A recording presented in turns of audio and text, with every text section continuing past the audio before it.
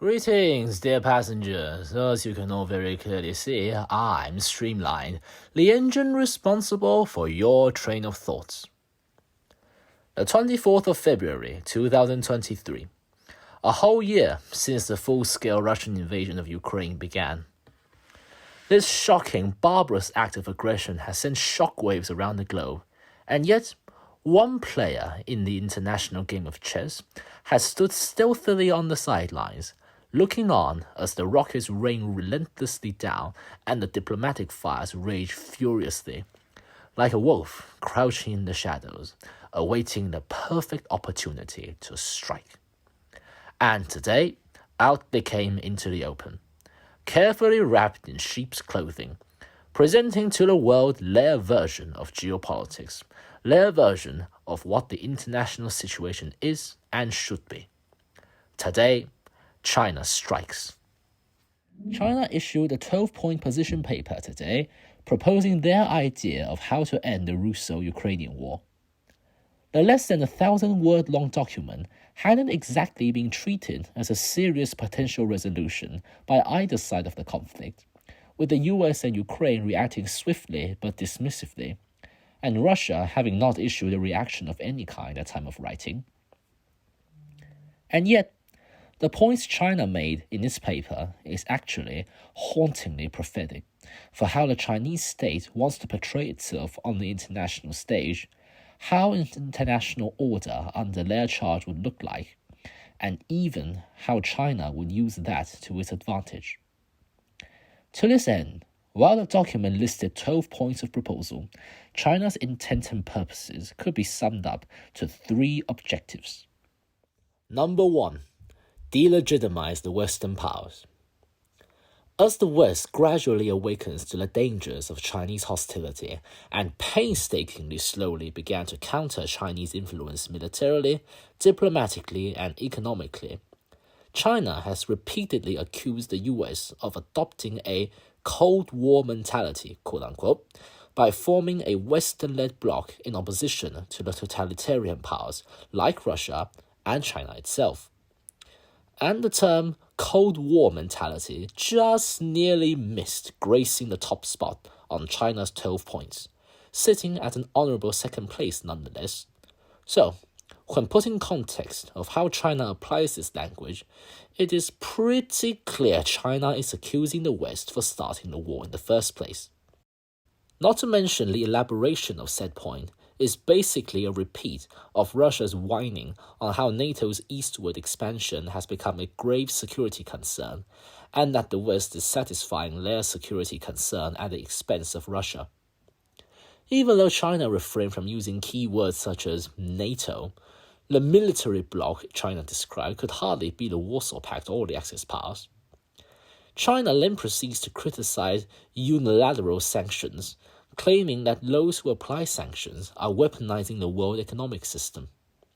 Although China, again, refrained from saying Western sanctions outright, it is obvious to everyone and anyone whose unilateral sanction China is referring to. And while most sensible people know sanctions are just about the only weapon the West can exercise that can really hurt aggressor Russia other than responding militarily, China has framed the issue such that the West has acted without UN approval, thus without legitimacy. It might sound absurd to those in the West, but to African and Asian countries who had already suffered terribly in the past due to Western colonialism, and in the present due to a fuel and food crisis brought on by the war, this message is resonating beautifully. It doesn't matter that it was Russia invading and blockading Ukraine that started the crisis. China has successfully mobilized these African and Asian countries' mistrust and dislike of the West, and framed it into a narrative that suits China's interest, that the West are paranoid hypocrites, forming blocs for the sake of it, satisfying their needs at the expense of others, and acting without international endorsement or approval. Number 2. Position China as the great peacekeeper of the world. In contrast to the unilaterally acting and hypocritical West, China is the one observing international law, China is the one urging dialogue instead of confrontation. China is the one actively pushing to resolve humanitarian crisis and avoid nuclear catastrophe. China is the one that cares about global supply chains and economic stability. And China is the one that is generously offering to assist Ukraine in post-war reconstruction. China was invited back onto the international stage by Nixon half a century ago, and now they've become a pro at the game the West set up. They know all the right languages to manipulate to sound as if they are abiding by the highest principles of the world, skirting over their own misconducts and instead launching verbal and moral attacks against their adversaries with those languages. Without going into content on any of these points, such as Russia being the greatest violator of international law, Russia being the one causing a humanitarian crisis, a global shortage, and a near-nuclear catastrophe, China has successfully framed the issue such that it is Ukraine and the West that are being egoistic and unwilling to negotiate, without even addressing what is to be negotiated. Even if negotiations and the supposed respect of sovereignty, quote-unquote, might contradict one another, it doesn't matter.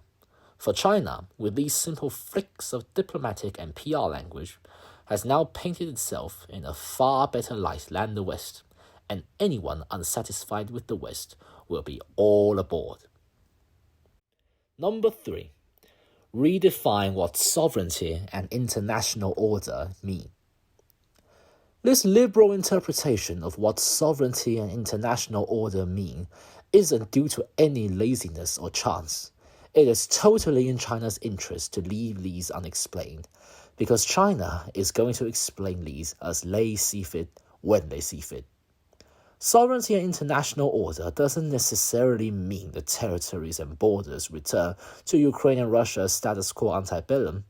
It simply means whoever claims to be asserting their sovereignty and abiding by the international order would get China's support. So, even if Russia conquered Crimea, Donetsk and Lugansk by force, if it claims to be asserting sovereignty, even if at the expense of Ukraine, so be it.